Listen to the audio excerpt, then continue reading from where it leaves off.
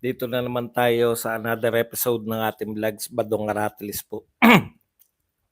Pag-uusapan natin ito po 'no, si Pangulong Marcos yung SONA niya last year, alam naman pala niya yung mga problema 'no, bakit mataas ang presyo ng bilihin. Sa kanya rin po galing na smuggler, eto po smuggler, hoarders, tsaka price fixers. Bakit iba po yung solusyon, 'di po ba? Pag-uusapan din po natin ito pong si, Nancy Binay ay, nasa balita po lately, ngayon po ay, siya po ay laman ng lahat ng balita dahil magsasampa po siya, ng reklamo kay Senator Alan Peter Cayetano sa Senate Ethics Committee. Pag-uusapan din po natin ito po 'no, pati po si Enrile. Alam rin po yung dapat nating, ikilos dito sa West Philippine Sea before na sila'y maupo 'no, nung 2021 alam niya, may sense pa po sila, eh. Si Pangulong Marcos din po may sense pa rin, eh, nung kandidato, eh, pero parang nabago po lahat nung naging mga pangulo na at naging, yun nga po yung umupo na sila. At siyempre, papaalala lang natin ito po yung mga senador, yung mga listahan po ng senador na kumampi sa, pamilyang Marcos, Romualdez Araneta 'no. Yan po mga pag-uusapan natin, pero bago yan, kung bago ka pa lang dito sa ating channel, mag-subscribe ka na. Dahil ito lang ang tayong channel na may kinikilingan, may pinapanigan, una sa balita, huli sa impormasyon, kaya ano pang hinihintay nyo? Pindot na, okay. Pag-usapan po natin, no? Alam niyo po yung darating na eleksyon 2025, mamimili po tayo ng senador. May mga magdadala po sa atin, sasabihin po sa atin, piliin natin yung mga magagaling, pinakamahuhusay. Kanino po sila magaling at kanino po sila mahusay, 'di po ba? Ang point ko lang po, kung pagalingan at pahusayan lang, tinitiyak ko sa inyo, sa pagkawala po ni Willie Revillame, dahil hindi na po siya tatakbo, parang definite na 'no, na hindi tatakbo, mababawasan po ng medyo masasabi nating, hindi magaling at hindi mahusay sa linya natin. Kasi kung yung nakikita po natin ngayon na lineup, yung naiitsurahan nating lineup, yung mga nakikita nating nagsasalita sa maisog, 'no? Plus yung mga dati nang tumakbo kay Pangulong Duterte, plus yung Dutertes, ang lakas po ng ano na, wala kang itulak sipain kung pagalingan, 'no? Siyempre 'pag dinala tayo ng mga tao na kinakailangan may experience, 'wag po kayong papadala, 'no? Ang kinakailangan po natin, magkaroon po ng kakampi na mga senador si VP Sara Duterte para po hindi po maharangan, 'no, kung ano man po yung pinaplano nila sa ating Vice President sa kanyang eventual na pagtakbo bilang presidente at pagiging susunod na presidente ng Pilipinas. Mabawasan po ng balakid kasi 'pag binoto natin 'tong mga 'to, tinitiyak ko na isa lang po gagawin ng mga 'yan 'no, susunod dun sa kanilang amo. Okay, sino-sino ba 'tong mga luminya na 'no, ngayon pa lang po ay nakalinya na dito sa pamilyang Marcos Romualdez Araneta. Ito po, nangunguna si Bong Revilla, Erwin Tulfo, Benhur Abalos at ang ating Tol. Tol, musta ka na Tol? Balita ko, gustong-gusto ka ng mga tao dyan sa ano Tol sa kabilang panig Tol Nakalimutan mo na Tol yung ano mo yung kaisa-isang nakapagpanalo sa iyo Tol. Yan si Francis Tolentino, Vicente Soto, Manny Pacquiao, Lito Lapid, Ping Lacson, Camille Villar, Aimee Marcos, Pia Cayetano. Yan po yung mga nakalinya ngayon at hindi po sila pumapalag, no? Hindi po nila sinasabi, ayaw namin diyan. Ayaw ko diyan. So malamang sa hindi, gusto nila to na sila ay malinya sa pamilyang Marcos Romualdez Araneta. Okay, Yan lang po yung ano natin, pinapaalalahanan po natin. Baka may magmarunong po sa atin na sabihin, suportahan yang ganyan, suportahan si ganong kandidato. Malinaw po no, na dapat kinakailangan po ng mga Duterte yung mga suporta natin. Sapat na iboto natin. Huwag rin po kayo maniwala dyan sa mga survey na lumalabas ngayon na maraming makamarcos at kaysa sa mga makaduterte. Luma na po yan. No, lumang survey na yan. Alam niyo po sa survey, dapat updated ka. Ang mga updated po na survey, yung mga survey ginagawa ng live. Live yan. Naririnig niyo yung mga tao kung sinong gusto. Isa lang po ang gusto. Correct. Pamilyang Duterte. Okay. Pag-usapan po natin, no? Kaya, tanong nyo po kung kailan yung survey na kinukot nila. Kasi may binara ko. Wala ka bang bagong survey? Bakit luma na po yan, yung lamang yung Marcos sa Duterte. Luma na po yan. Si Sara Duterte po, wala pa po. Yung luma na rin yung survey na yung wala sa survey yung si Pulong at saka si Basti. Kasi po, bakit luma? Ngayon lang po nag-announce si BP Sara na tatakbo silang tatlo. Kaya hindi pa po sila kinoconsider noon, no? Huwag po kayong papatatanga-tanga dyan sa mga survey niyan. Titignan nyo po yung petsa. Okay, pero kung gusto nyo ng live na survey, manood kayo sa mga survey ng mga kalye survey. Live yung mga yun. Hindi kayo madadaya dahil live nga eh. Okay, pag-usapan po natin to, Senator Nancy Binay, naghain na ng reklamo laban kay Senator Alan Peter Cayetano sa Senate Ethics Committee. Sinampa ni Binay ang kaso laban kay Cayetano ilang araw matapos siyang magkasagutan sa pagdinig ng Senate Accounts Committee. Alam niyo naman, no? Sinabihan ba naman siya ng Marites? Ano pa yung mga sinabi? Bukod sa Marites, meron pang isa eh. Meron pang sinabi si Cayetano na sa kanya. Tapusin natin tayo, wag tayong hindi palengke itong Senado. Parang gano'n, no? Okay, so, syempre, ganyan na nga ang itsura. Nabuang ka na, Day. Yun, nabuang ka na, Day. Hindi Marites ang pangalan mo, Lourdes. Tapos yun, wag nating gawing palengke. Di ba? Senado to. Parang ganun yung yung tatlong nakasakit kay Nancy Binay. Okay? Okay. Yan, naghain na po, no? Kung ano pong kahinatnan yan, siyempre meron namang mga penalty yan. Malamang magsosorry.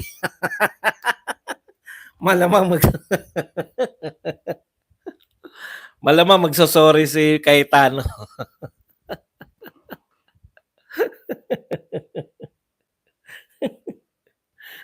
Hindi na lang kasi nag-uusap-usap.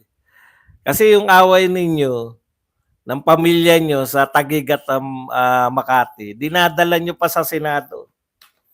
Yan yung problema dyan sa mga yan, no? Okay.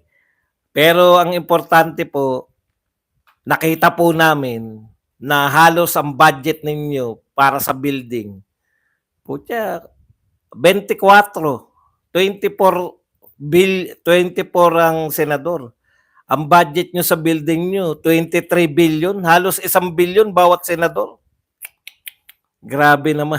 Hindi pa po ako nakakakita ng 1 bilyong bahay. Patayo lang yun, hindi po kasama yung mga lokasyon o kung ano. Yung ginastos mismo sa pagpapatayo, 1 billion kada senador. O almost 1 billion per senator. Puta, anong uring opisina? Anong uri ng opisina yung may 1 billion na gastos? Wala pang patong yun.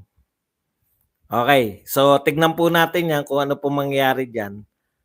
Pero hindi lang po yan yung, ang dami pong senador na nag-grandstanding, ang dami pong senador na na namamahiya. Bakit po si Cayetano lang ang may reklamong ganyan? Bakit yung isang senador na mayat maya namamahiya at saka yung isang dalawa yung senador na namamahiya ng mga guest eh. Sa bagay guest eh, no? Dapat yata ang ipahiya eh, kapwa senador bago maireklamo. Wala bang karapatan yung mga guest speaker o mga panauhin na magreklamo sa ethics committee? Okay, punta na po tayo rito sa mga main na ano natin, no, main topic natin. Balikan lang po natin. Magaganda po tong mga nahuhukay natin na ano eh. Yung mga nahuhukay natin na sinasabi bago po kay Pangulong Marcos. Dito muna tayo kay Juan Ponce Enrile. Ito po ay sinabi niya May 12, 2021. Before po maupo si Pangulong Marcos, before siya maging advisor ni Pangulong Marcos. Sabi ni, eto po, bagay na bagay to sa nagaganap ngayon dyan sa South China Sea o West Philippine Sea. Pakinggan nyo lang ha. At sana natuto tayo rito o lalo na po yung gobyerno. Realistically, we are not Japan, nor a Taiwan, nor a South Korea, not even a Malaysia or a Vietnam in terms of armed capability. No? Wala raw tayong kapasidad katulad ng Japan, Taiwan, South Korea, even Malaysia or Vietnam pagdating po sa mga puwersang militar. We have too much to lose if we make a wrong move. If we make a harder, more assertive, and more aggressive stance, we might imperil our people, our core territory, and our economy. We might even dishonor ourselves in the eyes of the world if we cannot back up our rhetoric with our military strength. Okay, ito po yung nangyayari, no? Yung buong akala natin,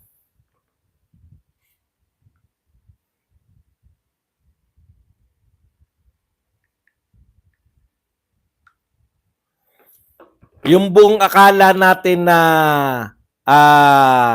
yung ginagawa nating pagmamatapang ay tinitignan tayo ng buong mundo na kahanga-hanga. Nangyayari na po yung sinabi ni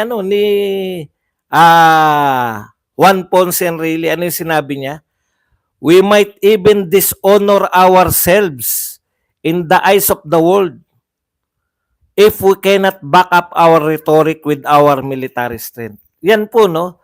Ang tapang-tapang na, atin ito. Yung mga rhetorics natin. Rhetorics po lahat yan. Amin yan. Alis kayo dyan. China, alis dyan. Amin yan. No? Pero pag binomba tayo ng water cannon, wala tayong nagagawa. Hindi pala, nakakahanga yun. Sanay po to, veterano na po to ng mga labanan. Veterano po to ng napakatalinong tao po nito ni JPE. No? Ibig sabihin, mga kapatid, yung pinagmamalaki nila na pagmamatapang natin, nagmumukha pala tayong lalong mahina. Kaya pala ganun lang tayo ituring, no? Hindi tayo binabanggit na kaalyado eh. Binanggit lahat ni Biden yung mga kaalyado niya sa Asia. Hindi na banggit yung Pilipinas eh. Sa mata pala ng mundo, yung nagmamatapang, tapos hindi kayang patunayan yung pagmamatapang, ay mas lalo tayong nagmumukhang mahina. Kasi hindi natin kayang i-back upan yung tokis natin eh. Okay, isa pa. And yung more aggressive stance natin, winarningan na tayo ni JPE way back. We might imperil our people, our core territory, and our economy. Yan po yung nangyayari ngayon. Kaya bagsak ang ekonomiya, may kinalaman po dyan. No? Teka lang, sagutin ko lang tong anak ko.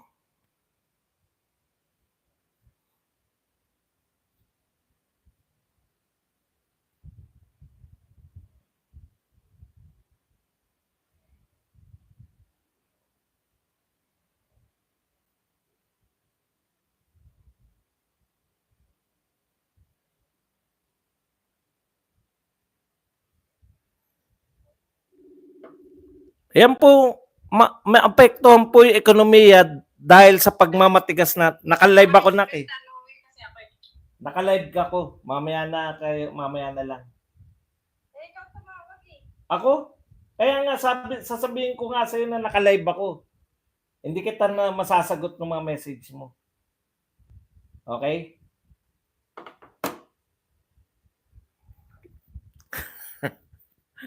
Message na message, tinawagan ko na para sabihin naka-live. Sabay sabi sa akin, tumawag ka eh. Manang-mana sa mami. Hindi ka mananalo. Mahirap talaga makipag ano sa mga babae. Kaya kayong mga lalaki, yan po ang susi, no? Laging tama ang mga asawa. Okay. So yun po, no, yung dalawa na yun, winarning na yan, no. Winarning na yan ni Juan Ponce Enrile na mag-ingat tayo sa pagmamatapang. No, alalahanin natin, wala tayong kakayahan militarily. Pagka mas lalo tayong magmumukhang kaawa-awa, hindi po tayo nagmumukhang yung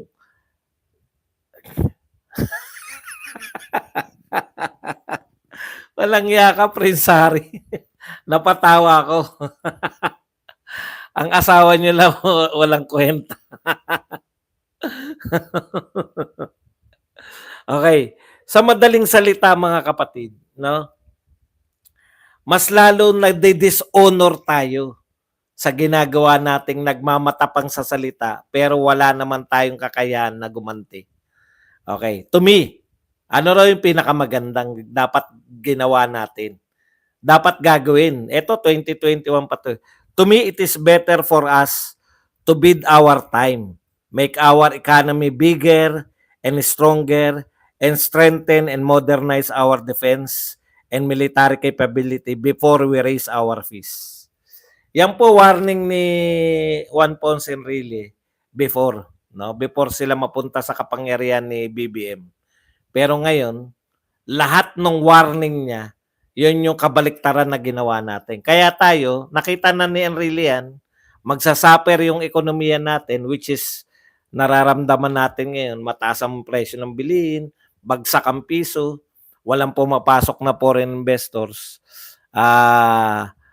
Dahil po dyan, no, sa pagmamatigas natin. Kasi malaking bagay po yun. Yung kaisa-isa nating karibal, kaisa-isa nating kaalitan sa West Philippine Sea o sa South China Sea ay kabati natin. Ang laking bagay po yan para, walang magiging gulo dito dahil nag-uusap na yung Pilipinas tsaka yung China. Yung pala, dun din naman papunta, di ba? Ngayon, nakikipag-usap na po tayo sa China. Lahat ng mga pinagsasabi natin, inuna kasi nating, ang gusto kasi kagad, siraan lang yung mga Duterte. Doon tayo napahamak lahat eh. No? Sa direksyon na paninira sa Duterte. Okay. Kahit po si Pangulong Marcos, last year, nung unang taon niya pa lang sa unang zona niya, ito po ang kanyang, alam niya problema eh. Ang problema niya po nung kanyang unang taon, agriculture. Kaya nga siya pumasok sa agriculture eh. Kaya nga siya naging Secretary of Department of Agriculture eh. Tanungin niyo po, nung siya ba ang Secretary of Department of Agriculture, merong malaking kaganapan sa department, merong malaking pagkakaiba? Wala rin. Hindi niya rin na-solve yung sinasabi niya na kaya siya pumasok sa Department of Agriculture bilang secretary, no? Okay, ito po ang sinabi ni Pangulong Marcos last year, yung kanyang last zona. Marcos warns agri-smugglers, hoarders, your days are numbered. Tapang, no? Bakit po yan? Kasi, in his second State of the Nation address, SONA, Marcos, yung una kasing SONA niya, yung kauupo niya pa lang. So, unang taon niya, 2022, yun yung una. 2023, nakaisang taon na siya. Ito yung laman ng kanyang SONA, no? Marcos said, smugglers, hoarders, and price fixers affect the rising prices of agricultural products. Agricultural products po, kasama po diyan yung mga nauna ng tumaas, yung sibuyas, nasundan po ng pagtaas ng asukal, at ngayon naman po pagtaas ng bigas. Okay. Sa madaling salita, mga kapatid, alam niya yung solusyon. Alam niya yung problema, alam niya yung solusyon. Kung ang problema is smuggler, hoarders, at price fixers, kahit na anong gawin mo, kung nariyan yung tatlo na yan, no? Mga nag-smuggle tsaka nag-hoard ng ating mga agricultural products, at merong mga fixer ng price, sila yung nasusunod, hindi yung market forces, wala pa rin pong mangyayari. Sabi nga kaani pa lang po ng bigas. Nagsasabi na kagad yung Department of Agriculture, hindi pa rin bababa yung presyo ng bigas. So kasi, pag market po ang nagpapasya, ibig sabihin yung kusa po, pag maraming kamatis, pasimplihin po natin, pag maraming kamatis, mura presyo ng kamatis. Pag konting kamatis, mahal ang kamatis. Ganon din po sana sa ibang agricultural products. Katulad ng bigas, asukal at saka sibuyas. Pero bakit walang control yung market? Bakit sabi nga kahit kaaan nila ng bigas, sinasabi pa rin na hindi pa rin bababa yung presyo ng bigas? Kasi nga merong mga smugglers, hoarders, at price fixers. Yung tatlong problema na yan yung dapat nilulutas. Kasi ano man ang gawin ng mga magsaka, dumami man ang kanilang ani, i-hoard pa rin yan. Babaratin pa rin sila. May smuggling pa rin na nagaganap ng mga agricultural products natin. Tapos in-hoard. Tapos meron pa rin mga tao, eto ang presyo. Hindi magbabago yan dahil kami nagpapasya. So alam ng Pangulo ng Pilipinas kung ano yung dapat niyang gawin at lutasin. Tanong, meron na ba tayo nabalitaan ng mga big-time smuggler, big-time hoarders na nakulong? Meron nga tayo nakita, hoarder Nahuli, laki, di ba? Eto, mga illegal tong bigas na to dahil nililipat nila. Malamang smuggler pa yun. Yung mga imported daw, nililipat sa sako para mahal nilang ititinda. Nariyan si Erwin Tulfo, nariyan si Martin Romualdez. Ang laki po nung bigasan na yun. Ano na nangyari ron? May napakulong po ba? Wala na tayong balita. Naipamigay na yung bigas, pero yung may-ari may-ari po nung bigasan, wala tayong nabalitaan. Yun po pala ang problema. Alam naman po pala ng Pangulo. Yung mga tinanggal daw noon, napabalik din. walang putya. Yan yung problema. Ang laki po ng mga kaso ng mga smuggling, di ba? Nahuhuli. May smuggler ng asukal. May mga nahuling asukal. Walang nahuling mga tao. Wala yung mga boss, yung smuggler mismo. Malamang may nahuli doon, yung mga may dala-dala ng kalakal. Yung mga driver, yan yung mga nahuhuli.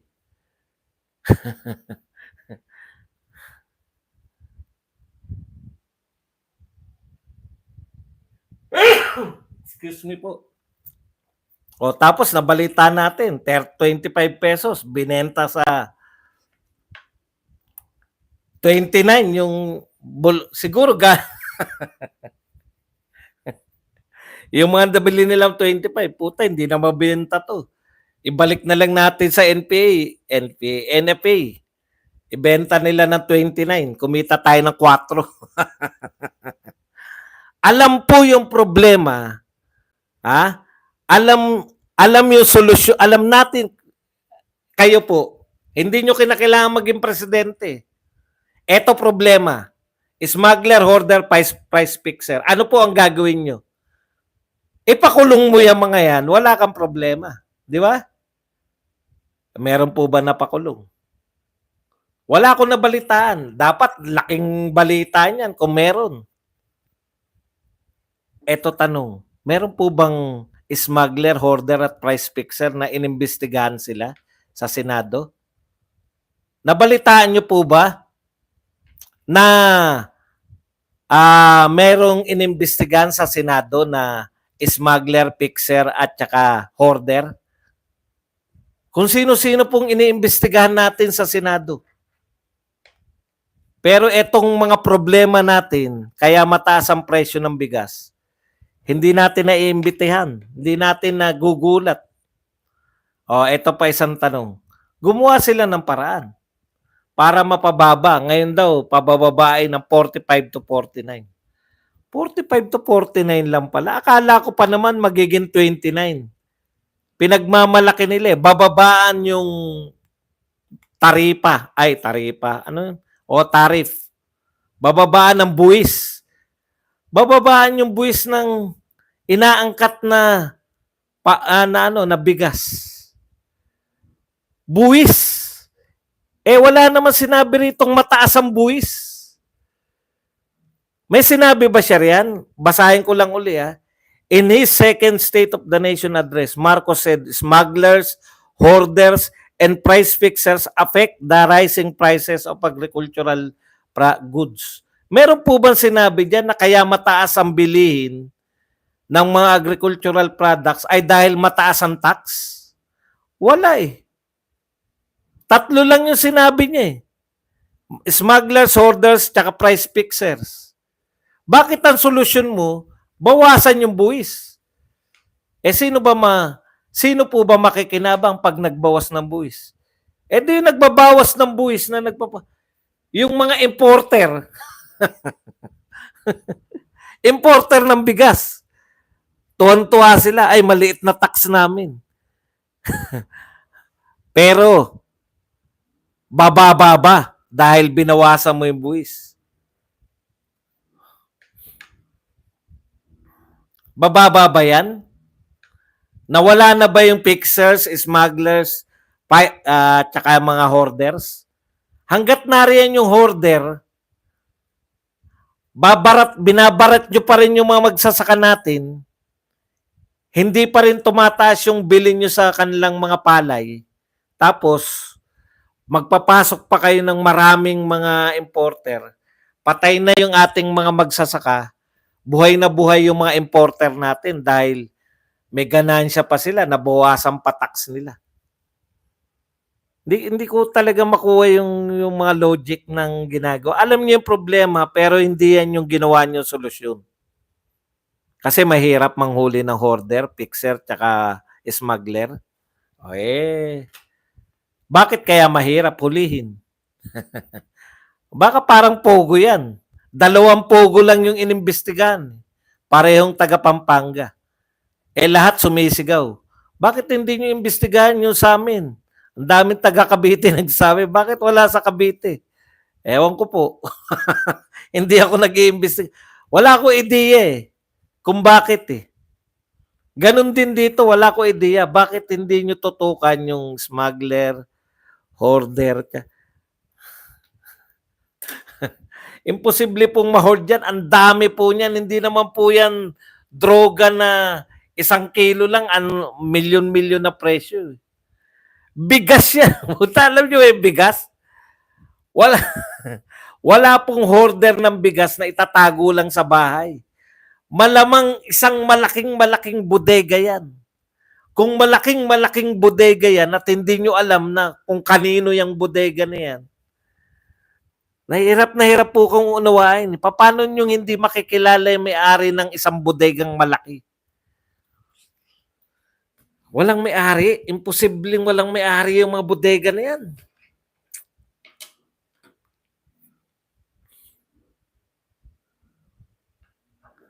Pag hoarder yun. Malamang hoarder yun, di ba? Pag marami siyang bigas doon. Bakit marami kang bigas? Ba't ang daming bigas dito? Kaya nagkukulang sa merkado, ino-hoard nyo pala. Kanino ba to? Hindi ko po alam. Napadaan lang ako rito. Hindi ka nagtatrabaho dito. Hindi po, dumaan lang ako rito eh. Bakit nasa opisina ka? Pag dumadaan po kasi dito, pinauupo sa opisina eh. Hindi ko po maintindihan kung ano po yung gwardiya doon, hindi rin nagtatrabaho ron. Gwardiya ka ba rito? Hindi po. Tumayo lang ako rito. Nagkataon lang na nakasuot ako ng pang-gwardiya.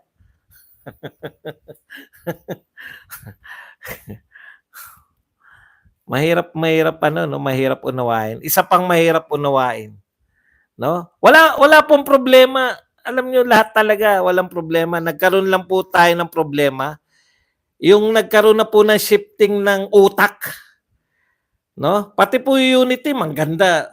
Inaano natin, binabasa ko po, naghanap ako ng ebidensya na talagang si Pangulong Marcos po wala dapat problema sa mga Duterte. 'Di ba? Ngayon inaamin nyo. Ngayon sino po ang pangunahin? Hindi nyo naman na problema yung Madilawan tsaka kakamping. Kakamping nyo na sila eh. Sino po ang sumasakit ang ulo nyo ngayon?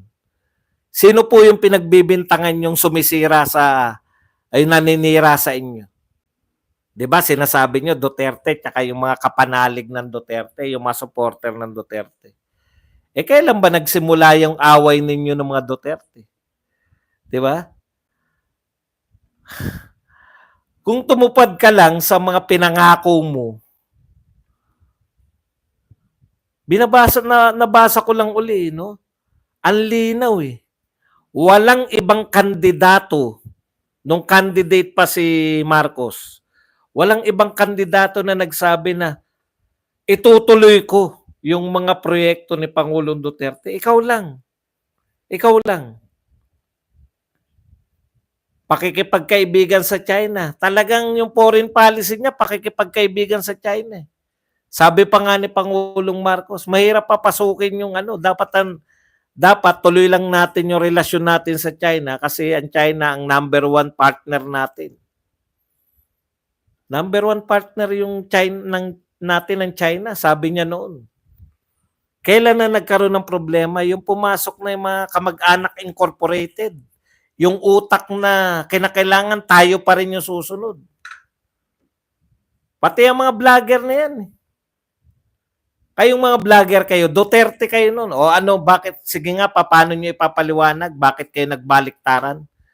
Ang lalakas ng loob ng mga yan na banatan si Duterte sa war on drugs. Bakit nilihim ba yan sa inyo, yung war on drugs? Yung mga patayan ba sa war on drugs, lihim yan, ngayon lang nabunyag? Naknampo pa naman, no? Isa nga kayo sa nagtatanggol sa war on drugs, eh. 'Di ba? Kayong mga vlogger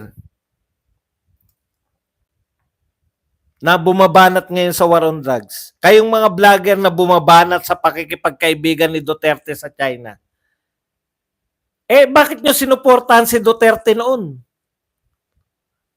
Kauupo pa lang ni Duterte, nakipagkaibigan na siya. Friends to all, enemies to none na. Bakit nyo sinuportahan si Duterte noon? Tapos ngayon babanatan nyo.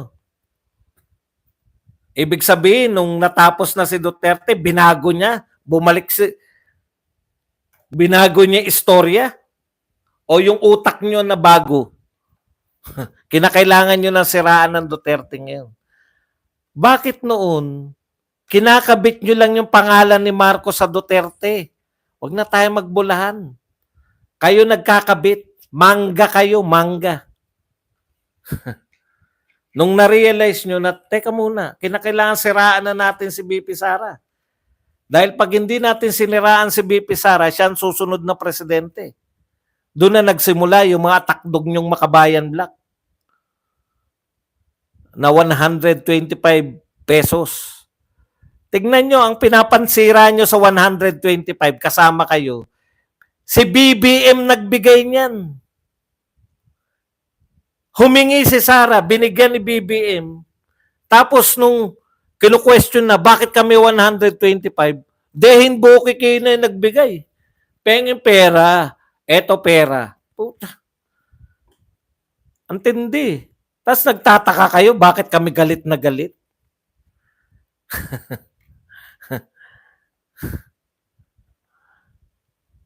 Galit na galit kami, pababayaan lang namin. Ganun po kabaliktarin yung mga yan.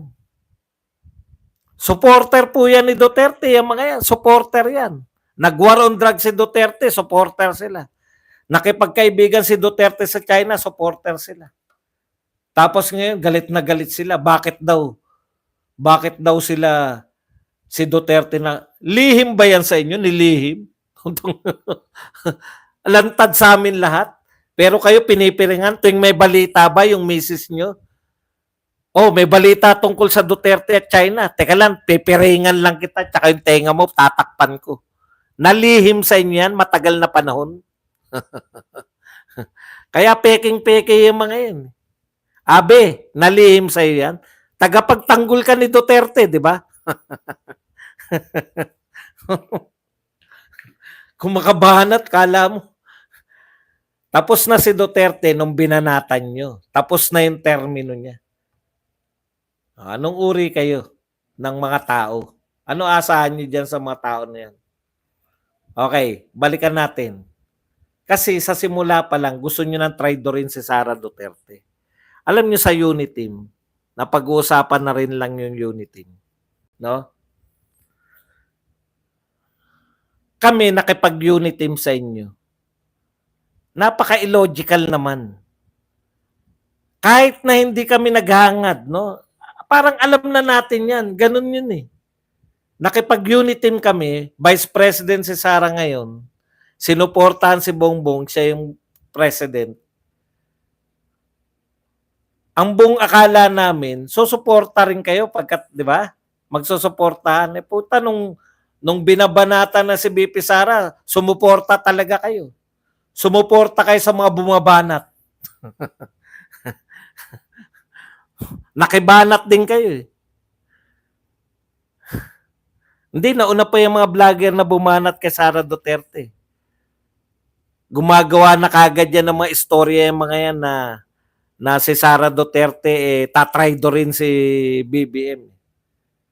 Mga utak kasi traidor. Kayo kasi utak traidor kayo, kaya nyo naiisip yun. Tapos ngayon, ano yung akusan nila? Si Sara Duterte pa ngayon ang non-traidor. Puta, baliktad eh. Alam nyo, ewan ko, naagaw na ba yung kapangyarihan? Si BP Sara na ba presidente ngayon? Alam ko si BP Sara, wala na siyang mga utak talaga eh, no? Okay. Kaya po mga kapatid, sayang no kung yung mga sinabi ni Pangulong Marcos noong araw, pati yung last year lang. Pati yung last, tama eh. Alam niyo tama yung kaya kukunin ko muna, ako muna ang secretary ng Department of Agriculture dahil maraming problema sa Department of Agriculture. Maraming smuggler, maraming problema. 'Di ba? Alam niya eh. Alam niya. Kaya niya kinuha yung posisyon. Tanong, nalutas ba niya? Wala kami nabalitaan. Baka meron. Nilihim sa atin. Wala. Imposible naman. Hukay nga. Pinagmamalaki naman.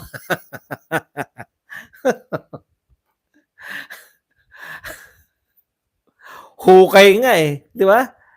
Ano tawag doon? Groundbreaking nga ng mga ospital na hindi pa natatayuan hanggang ngayon kahit isang poste. Pinagmamalaki na ng mga yan. Yung pang may nakahuli. Nakahuli kayo na smuggler. Kaya tinitiyak ko wala na huling smuggler eh. Kasi kung yung hukay nga, pinagmamalaki ng mga yan eh. Groundbreaking ng ganitong ospital. Groundbreaking ng ganitong, panay groundbreaking. Wala kayo. 2 years na. Yung nag-ship kayo na isising nyo sa mga Duterte lahat ng problema ng Pilipinas, doon kayo na pesti. Wala naman niniwala sa inyo. Magtanong kayo, magkalye survey kayo. Bakit takot kayo sa kalye survey ngayon? Lahat ng tanungin, ano mas gusto nila? War on drugs o yung ngayon sa droga? Lahat sasabihin, sana panahon ni Duterte pa rin yung pagtugon sa droga. Yan yung binabanatan yun. Taas ngayon, nakikibanat. Gusto ng tao. Bakit si Martin, bigay ng ayuda, hindi nag-i-improve yung rating? Binabanatan nyo eh. Nakasalang mga Duterte sa mga investigasyon nyo eh. Ayaw ng tao. Suportado si Duterte na mamamayang Pilipino. Tanong ko, bakit hindi kayo magpa-survey ngayon sa senatorial ball? Ngayong nagpahayag na tatakbo yung mga Duterte. Nakakatakot ba na 1, 2, 3? Duterte, Duterte, Duterte. Nakakatakot ba? Na makita ng sambayan ng Pilipino na ang gusto nila na number 1, 2 at 3 ay Duterte. Hindi pa po kami nangangampanya. Ngayong nilabas ninyo yung mga pro Marcos Romualdez Araneta. Yan po ikakampanya namin. Mga kapatid, kung paano po nating hindi pinalusot si Dick Gordon. Ito po, 11 po ang hindi natin hindi. Kasama natin si Shell Jokno, Bam Aquino, Kiko Pangilinan. Yung tatlo rin nila. Yan daw ang katapat ng ng Dutertres. Pwede naman talaga maging katapat yan ng Duterte. Ha? 'Di ba? Magkatapat naman yung langit at lupa. Kaya mangyari niyan, yung Duterte nasa taas, yung Kiko, Shell, tsaka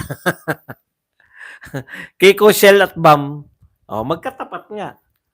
Yung isa, nangunguna yung tatlo, kulelat. Pwedeng magkatapat eh. Di ba? Okay. Hirap na hirap kayong iugnay lahat ng problema nyo. Yung mga tao, una, maniniwala sa inyo. Sa unang buwan. Pwede nyo sisihin. Puta problema. Kung 2 taon na kayo sa serbisyo, 2 taon na kayo nanunungkulan, tapos isisisi nyo pa rin sa dating administrasyon lahat na nanggaganap, pwede na kayong tawagin na inutil ba kayo? Bakit wala kayong magawa kung may problema pa rin? Ang layo na po niyan, promise. Kailan nahalal si Go? Si Alice Go? Kailan nahalal? 2022. Tapos na po ang panunukulan ni Duterte. Kung isisisi nyo si Alice Go kay Duterte, kailan po naging mayor? Panahon na ni... Huwag nyo sabihin na makapangyarihan pa rin si Duterte ngayon. Protector ng Pogo, wala naniniwala eh. Protector ng Pogo, kaya hindi nyo mapasok yung mga Pogo. Yung KOJC nga, siya nga administrator, hindi lang siya protector. Siya mismo namamahala. Si Duterte mismo namamahala. Napasok eh. Pinagbubulan nyo kami. Gustong maisog ng Duterte. Hinaharangan ng mga sari-sari. Kaya nyo nga gawing harangin yung maisog eh. Yan pang sabihin nyo, siya protector ng Pogo. Mga imposible mga pinagsabi nyo. Lahat ng problema nyo, gusto nyo ipasa lahat kay Duterte.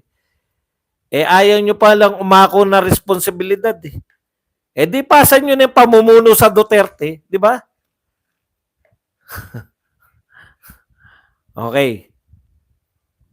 Yan lang po ang ating topic. Pwede na po kayong magtanong. Pwede na po kayong